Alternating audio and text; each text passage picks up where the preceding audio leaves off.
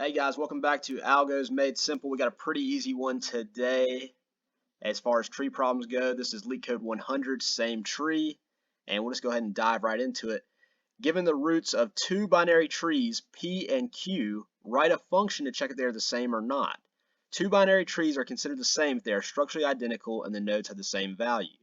So I'd let the interviewer know, I understand I'm getting two binary trees, or the roots of two binary trees, and I just want to see if they're the same structurally and at those points that they have the same values.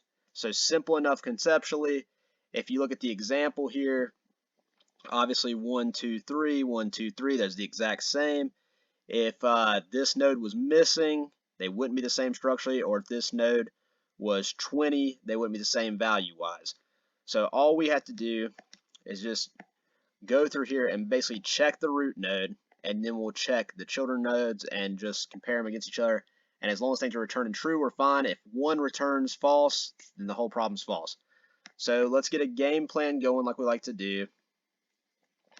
And of course we have our class right here on the tree nodes. But our game plan is just going to be compare root nodes, and then it'll be a recursive DFS because we're just going to run it back through as many children as it has. Then continuously check the child nodes. So what does that look like in code? Let's jump here. And the very first thing we want to check and see is if these are null or not. So if not P and not Q, then you can return true because they're the exact same. And then counterpoint, if one's null and the other's not, so if not P or not Q, after we've gone through this first ring here, then we can return false. And then we're going through here. Let me get all this on the same page here. And we'll come up. So the next condition we want to do, now we're actually starting to check the root. So if P dot val does not equal Q, well, now we're checking the value of the root. If P dot val does not equal Q dot val, then we'll of course return false because these are not the same tree. So we've got that. That's our initial root node that we're looking at. So we've seen if they're both null, it's true, they're the same. If one is null and one's not, then it's false. If the values are different, then it's false. That's all the conditions that we need. So now all we have to do is just be able to run this through with the rest of the nodes. So you know recursion, we're going to call a function within a function, and we can call this same function right here on itself.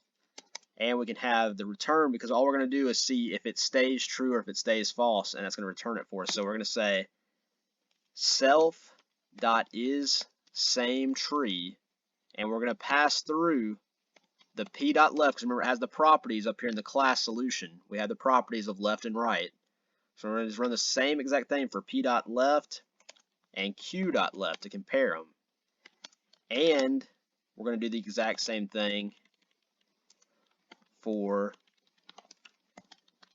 self.isSameTree, p.right, and q.right. And if both of these come back true, and they stay coming back true throughout the entire tree, we'll eventually return true in this. And we want to be out here. There we go. And it'll eventually return true for the whole entire problem. If at any point it returns false, then we'll return false. We'll get false for these that are not the same tree. So that's all there is to checking these trees. Again, and we're going to go through every single node and see if both are null, if one's null and the other's not, and then if the values are the same. And all we got to do is just run it through, run it through, run it through, run it through, and that's it for this problem, guys. So this would be a nice tree problem to get, one to study up and hope that you get, because the code is nice and concise, but shows that you understand tree structures, and just something that you should be able to find when you're doing an algorithm or an interview. When you're doing an interview, this is something that you should be able to derive and get to pretty easily. So again, thanks for watching, guys. We're going to keep knocking out problems, and if you're getting some benefit from this, please like and subscribe. Thanks.